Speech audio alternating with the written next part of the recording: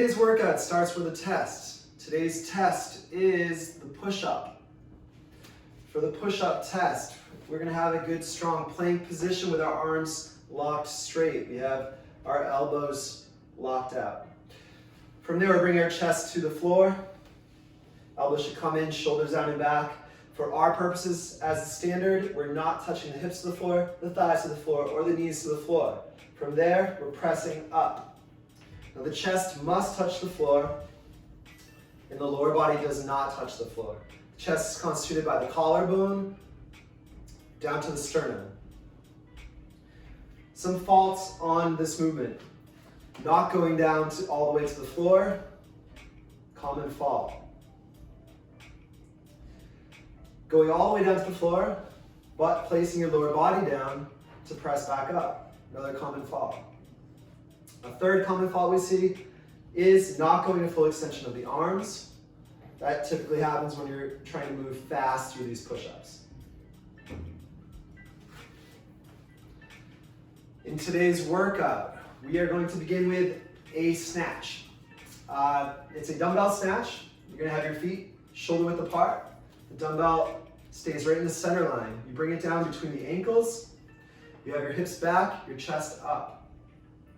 From there, you rise up, bringing the dumbbell into the hips, and then shrug the shoulder and keep it close to the body so you get it up, locked overhead, everything in a straight line down to the ankle. When you bring it down, you're coming down to the shoulder, then to the hip, then back to the floor. We're repeating these on one side, and then moving to the other side. When you move to the other side, you can bring it to the hang and switch hands there. Now, if you don't have a dumbbell today, you can use a kettlebell or something else that you can hold in one hand. If all else fails though, you can use a backpack or some other bag and do a double arm snatch. Same principles here, you're just using the two arms. Likewise, if you have a weight plate, they'll perform the same way as the backpack. Two hands, keeping it close to the body.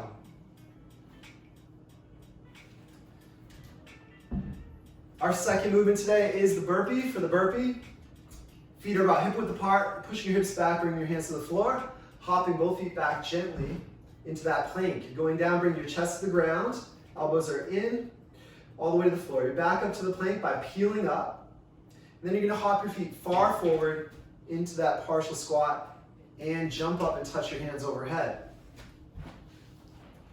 If you're in an apartment, you're trying not to disturb your downstairs neighbors, you should be gentle with this, landing on the balls of your feet. If you have to, you can go to a step back and step forward and just go up on your toes, touch your hands overhead.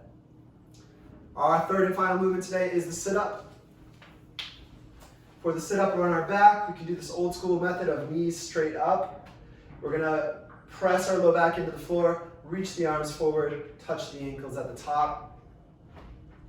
If you prefer to splay your knees apart, butterfly sit-up, you can do that. Same standards, you're gonna touch the ankles at the top.